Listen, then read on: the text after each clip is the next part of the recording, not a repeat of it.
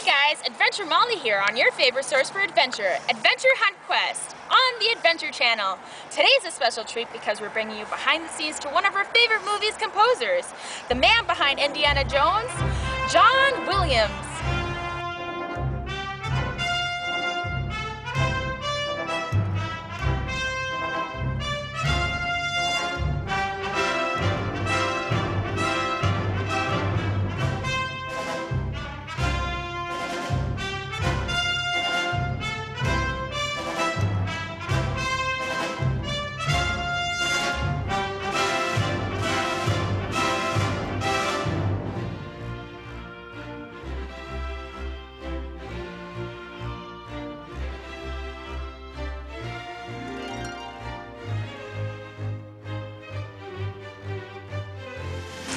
There's been some reports that the infamous John Williams has been somewhere in this vicinity. Let's go catch us a John Williams.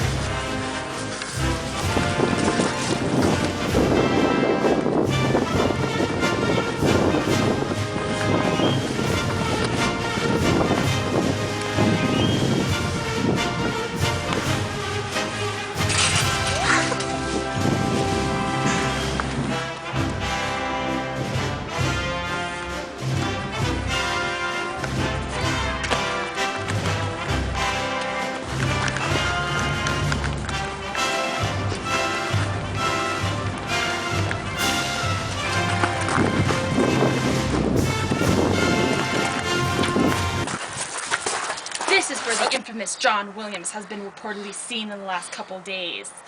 We have to be very quiet, very stealthy, because if we spook him, he might attack. Let's go in.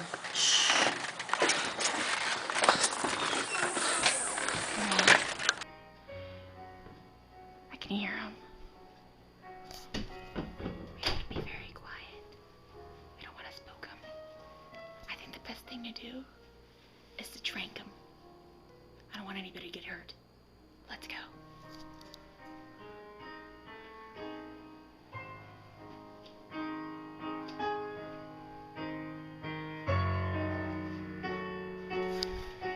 There he is. Let's do this.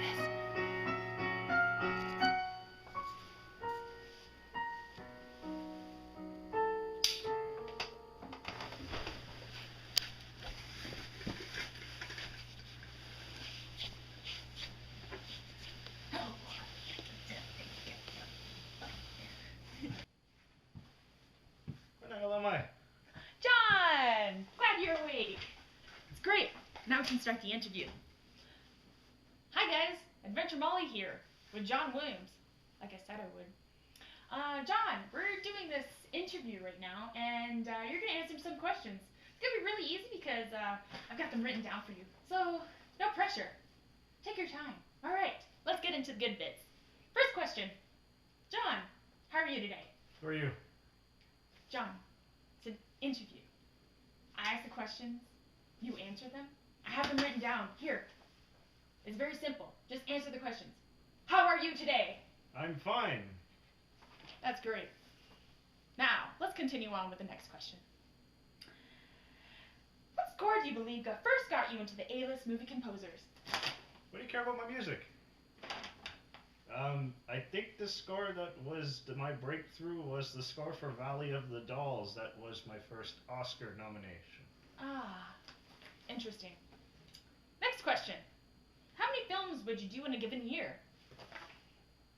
I try to do 2. Each score takes about 3 months to compose, so I try not to do more than that. That's amazing.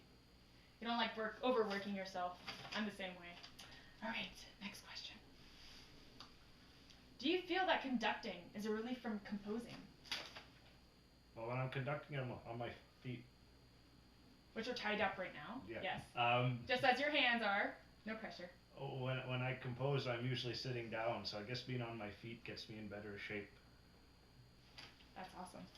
I can understand that. Do you have a stamp? What I mean is, do you try to make every score different, or do you have a particular style of composition?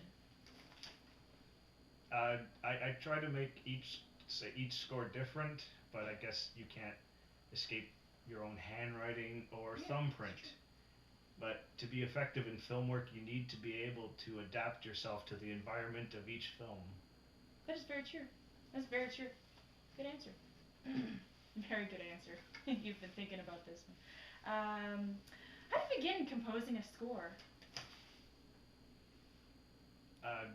I usually try not to read the scripts. I'd rather go into the projection room and look at a film to have the same pristine, unprepared reaction that the audience will have. However, special effects that add later complicate that process. I can see the film fairly close to its editorial rhythms. I'll get a sense of its kinetic ebb and flow, where the film may be slowing down or where it's accelerating, and where I can pick it up by the music. And yeah, I think you have to turn it. Oh, sorry. Sorry. There you go. My own belief. My own belief. His. Oh, okay. His own belief. My own belief is that the first and most important issue in scoring films is tempo. Tempo, very important. If the music is quicker than the editorial rhythm, it may seem to slow the film down, and the reverse is also true. You need to get into the rhythmic pocket. What's a pocket? We know we've got it right when it's riding with the action in an effortless way. That's a hard word, yeah. When composing, I'll run the scene several times and have a timing cue sheet that's been prepared for the scene. And then I'll write 3 or 4 bars and go back and look at it. Then write 4 bars more and look at it again. It's a constant process of writing, looking, checking, running in my mind's ear against the film, even conducting with a stopwatch against the action of the film. That's very interesting. It's driven almost measure by measure in the film itself. The film score has to be conceived to be heard with the sound effects and the dialogue. We're writing accompaniment all the time. Yeah. Yes.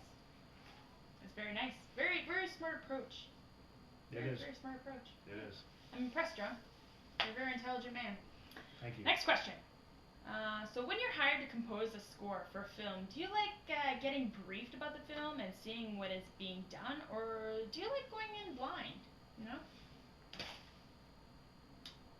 I usually like to know the general idea about the film. I also like to speak to the director and go over what type of music he would like to have, which characters get themes and whatnot. I don't like to read the script, so when I'm talking about this, I always make an analogy if one reads a book. When you see someone else's realization of it, there's always a slight sense of disappointment, because we've cast in our minds and created the scenery and the entire ambiance in our mind's imagination. There's always a slight moment of disappointment when we've read a script than when we see the film realized. Very true. You're great. It's great. Alright, next question. Now to the good stuff. When you found out that they were making the Crystal Skull movie 25 years after the last Indiana Jones movie, and you were asked to compose the score for this film, did you think it would be a success? And were you excited? Oh, let me change the page. There. Take your time. I try not to have predetermined ideas about how well a movie would do, but from what I saw of it when I was brought on, I thought it would be a really good movie. I was really excited because I'm a big fan of the franchise. Oh, me too. Yeah. Big fan. Yeah. Big fan. Yeah, you could say I was very excited. That's good. I was very excited too. I waited 3 days outside the theaters for that movie. Anyways, next question. In the first Indiana Jones movie, do you believe the themes to be march-like or heroic? The initial presentation of the music wasn't very march-like. They were very much heroic. A melody associated with Harrison's character seemed to fit it. But at the end of the creative process, it changed to a march, where I had to write an end credit score for the film, and it tended to lend itself to a march presentation. So I rewrote it according to that. Alright. That's understandable.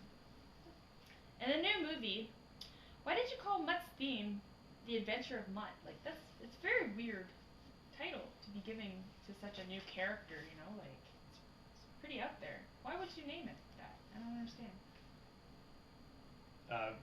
Because he's very good at sword fighting. Oh, yeah. He's swinging on vines in some scenes that reminded me of the Adventures of Robin Hood. The music isn't similar, but the movies are both swashbucklers Yeah. about a young hero who is inexplicably able to do fantastic things. Amazing. Things through the magic of choreography Oh. and other gravity-defying devices. So the director gave me a little bit of creative process, and I thought that was kind of funny. You did. You can see that. Well, then, in that sense, do you find the movies are very alike? Robin Hood and, you know, The Crystal Skull?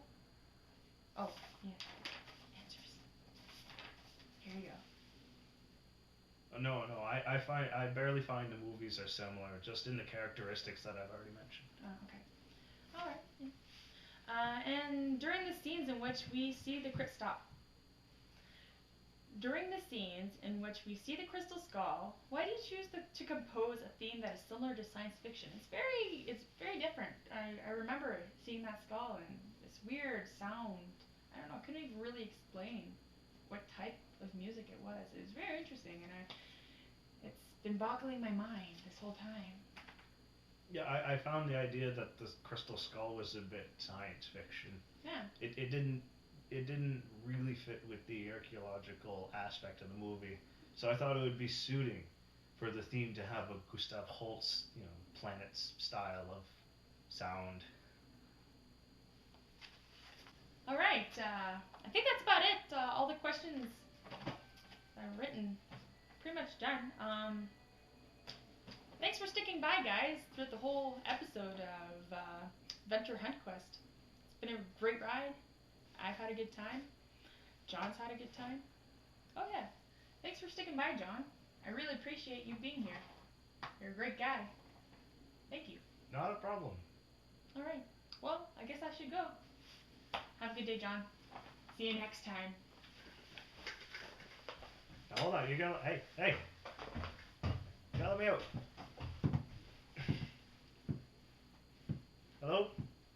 Hello?